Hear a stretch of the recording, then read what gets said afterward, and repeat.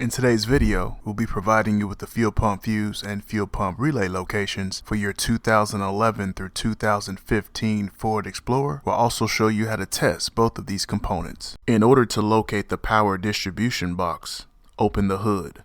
The fuse box is located on the driver's side. Remove the access panel to reveal the fuses and relays. The fuel pump fuse is a 30 amp fuse. It is component number 65 on the fuse box diagram. The actual physical location of the fuse is shown in the picture. The type of fuse used for this component is a mini fuse. We'll leave a link down in the description below of where you can get some replacement fuses. Next, we'll show you how to use a multimeter to verify whether or not your fuse is good. This is how you perform a resistance test using a digital multimeter. First, set your multimeter to resistance mode. Second, after making sure your test probes are in the correct ports and verifying your tool is configured correctly, touch one of your leads to one side of the fuse and touch your other lead to the other side of the fuse. If your display shows OL or doesn't change, this means the fuse is bad. If your display shows 0 or virtually 0 resistance, this means your fuse is good. If this information has helped you out, do us a huge favor and smash that like button right now and consider subscribing. We'd really appreciate it. The fuel pump relay is component number 15 on the fuse box diagram. The actual physical location of the relay is shown in the picture. Here you see a picture of a standard 4-pin 12-volt relay. Ford has used a specific relay for a number of years across a wide range of vehicles. If you look on the side of the relay, you'll see the pin assignments. Using this information, we can test the relay by supplying our own inputs and monitoring the outputs using a multimeter. Pins 85 and 86 are the control side of the relay.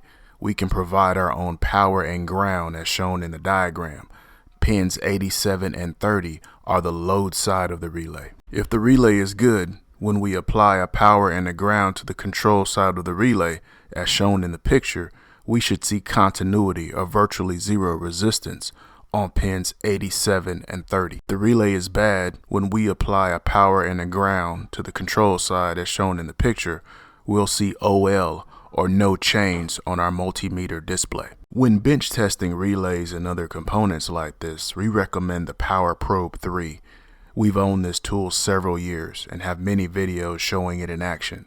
The Power Probe 3 makes it very convenient to apply power and grounds when testing components. If your relay is bad and you end up needing to replace it, we'll provide links to some replacement relays down in the description below. As a DIYer, when it comes to getting access to information that will assist you with servicing and maintaining your own vehicle, we recommend Mitchell 1 DIY. With Mitchell 1 DIY, you get not only access to quality in-depth wiring diagrams for your vehicle, but you also get component locations, component tests, technical bulletins, and much more. If you'd like to learn more about the service, please see the link down in the description below for more details. Once you get on the Mitchell 1 website, be sure to check out the free demo of everything that's included in your product subscription. Thank you so much for watching today's video. I hope this video helped you out. If it did, hit that subscribe button and click that bell so anytime we drop a new video, you'll be the first to know. Hit that like button and leave me some comments. I'd love to hear from you. If you're interested in any of the products we used in today's video, we'll leave some links down below. Hope you have an awesome day, and thanks for watching.